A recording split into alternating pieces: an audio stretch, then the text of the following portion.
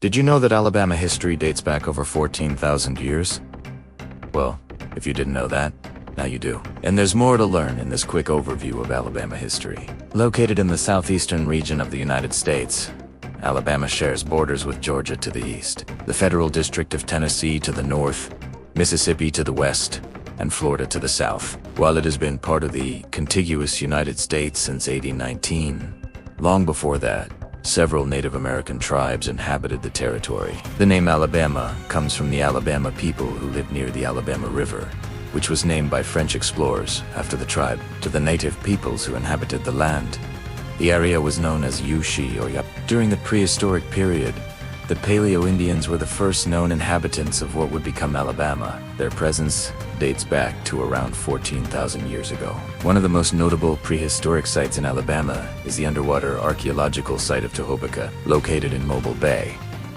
This site, which is now submerged due to rising sea levels, was once a large prehistoric village inhabited by the Mississippian culture around 1,000 years ago. In the 16th century, the Spanish were the first Europeans to explore the area. In 1528, Spanish conquistador Hernando de Soto entered Alabama while searching for gold and other riches. His expedition is believed to have reached the Alabama River, where he encountered the Alabama people for the first time.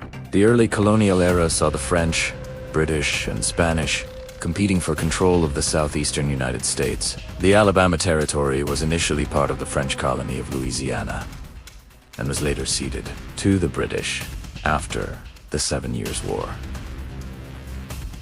During this period, European powers did not establish any permanent settlements in what is now Alabama, but rather focused on exploring and trading with the Native Americans.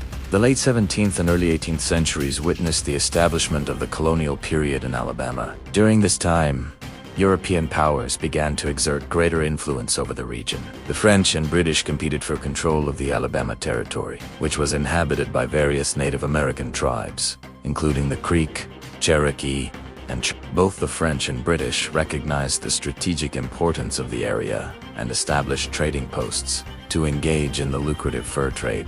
In 1704, the French established Fort Charlotte near present-day Mobile as a base for their operations. However, the British captured the fort in 1710 during the War of the Spanish Succession. The Creek people played a significant role during this period, known as the Muskogee people at the time. They were divided into several bands, including the Upper Creek and Lower Creek. The Lower Creek had more contact with the Europeans and were influenced by European culture. Both the French and British sought alliances with the Creek to counter each other's influence. As tensions between the colonial powers escalated, the Alabama Territory became a focal point of the struggle for dominance. The French and Indian War, which was part of the larger 7 Years' War, had some impact on Alabama. Although there were no major battles fought within the territory, the conflict had broader consequences. The war resulted in the British gaining control over the Alabama Territory. Following the end of the French and Indian War, the British issued the Royal Proclamation of 1763, which prohibited settlement west of the Appalachian Mountains. This proclamation aimed to prevent conflicts between colonists and Native Americans, but the British did not effectively enforce it, and settlers continued to move westward. In the late 18th century, the United States acquired vast territories through the purchase of the Louisiana Purchase in 1803. This acquisition included lands that would become Alabama. The exact boundaries of the Louisiana Purchase were not precisely defined, and there was a dispute over the Mississippi and Alabama territories. This led to a boundary dispute between the United States and Spain. The United States wanted to establish a southern border along the 31st parallel, while Spain claimed that the border should be along the 30th parallel. This discrepancy of just 1 degree of latitude encompassed a significant portion of land, including parts of present-day Alabama, Mississippi, and Florida. In 1810, U.S. President Thomas Jefferson dispatched an envoy to Spain to negotiate a resolution. However, the talks failed, leading to increased tensions. In 1811, the United States sent General James Wilkinson to the disputed area to establish the 31st parallel as the border. Spain viewed this action as a violation of their rights and considered it a hostile move. The situation remained tense, and in 1812, the United States went to war against Spain in the First Seminole War. This conflict arose due to Spain's refusal to cede Florida to the United States. and its support for Native American resistance against U.S. expansion into tribal lands. The war primarily took place in Florida, but spillover occurred in Alabama. The war ended with the Treaty of Adams-Onis in 1819, which resolved the boundary dispute and ceded Florida to the United States. This treaty officially ended the Northwest Florida crisis. In 1817, Alabama was admitted to the United States as the 22nd state on December 14, 1819. Prior to its admission, Alabama was organized as the Alabama Territory. The process of creating a state constitution and establishing its government began with a constitutional convention in 1819. Delegates from across the territory met to draft a constitution that would serve as the foundation for the new state. Key provisions of the constitution included a Bill of Rights that protected individual liberties and the establishment of a representative democracy. Once the constitution was drafted, it was submitted to voters for approval. With the adoption of the Constitution, Alabama officially became a state. The first capital of Alabama was at St. Stephen's until 1826, when the capital was moved to Huntsville. It remained the capital until 1846, when it was transferred to Montgomery. In the 19th century, Alabama experienced significant transformations due to the expansion of slavery and the rise of the cotton industry. The state also faced the challenges of westward expansion and the increasing tensions over slavery. During the antebellum period, Alabama became known as the Cotton State due to the widespread cultivation of cotton on large plantations. The introduction of Eli Whitney's cotton gin in 1793 led to a surge in cotton production. Alabama's fertile lands and favorable climate made it ideal for growing cotton, which was highly profitable and in demand in textile industries. The growth of the cotton industry led to the establishment of numerous plantations and the enslavement of a large African-American population.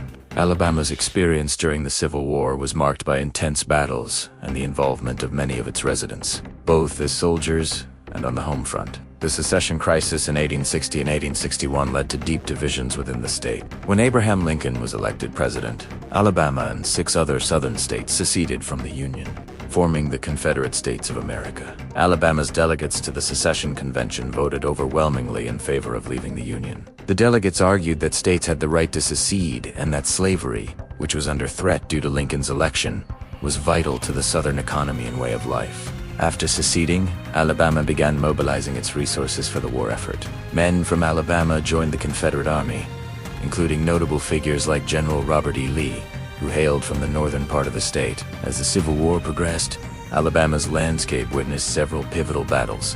One of the most significant was the Battle of Athens in November 1862.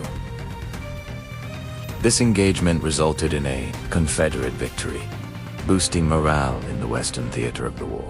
By the end of 1864, however, the Confederacy was facing a bleak future. General William T. Sherman's march through Georgia had devastated the South. As the war continued, Alabama's civilian population endured hardships, such as food shortages and the loss of family members. Women played roles in supporting the war effort by providing medical services, nursing the sick and wounded, and managing plantations. In April 1865, Confederate General Robert E. Lee surrendered to Union General Ulysses S. Grant at Appomattox Courthouse in Virginia, marking the end of the Civil War. With the Confederacy's defeat, Alabama, along with the rest of the former Confederate states, entered a period of reconstruction. This era was marked by efforts to integrate formerly enslaved people into society, establish civil rights, and rebuild the war-torn economy.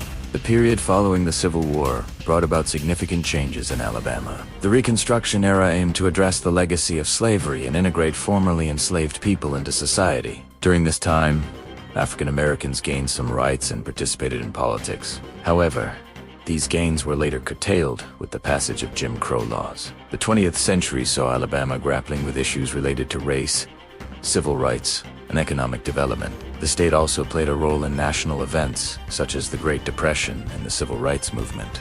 During the early 20th century, Alabama was significantly impacted by the Great Depression, which brought about widespread economic hardship. Agriculture, which was a backbone of Alabama's economy, suffered due to declining prices and overproduction.